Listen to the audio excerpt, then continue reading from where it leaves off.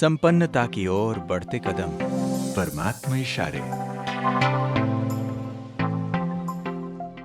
ओम शांति।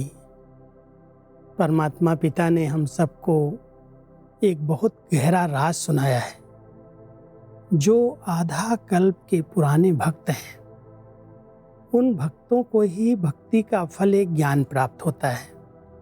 ज्ञान सागर का मिलना और उनसे इतने अच्छे ज्ञान की प्राप्ति होना, वही प्राप्त कर सकते हैं जिन्होंने बहुत काल की भक्ति की है, पुराने भक्त हैं।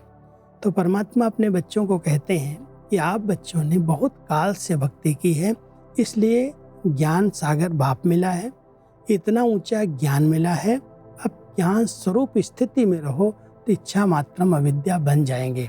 तो आज परमात्मा ने हम सभी बच्चों को विशेष इशारा दिया है, बच्चे आधा कल्प से जो भक्ति की है उसका फल ज्ञान सागर बाप और अविनाशी ज्ञान की प्राप्ति होती है।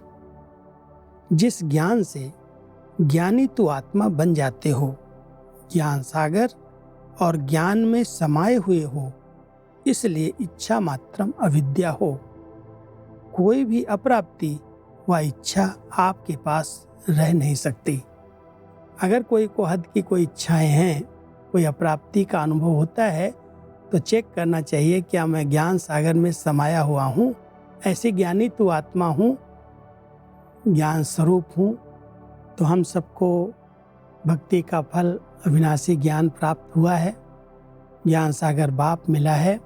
तो हम ज्ञान स्वरूप स्थिति में, संपन्न स्थिति में रहें, उसमें समाये हुए रहें।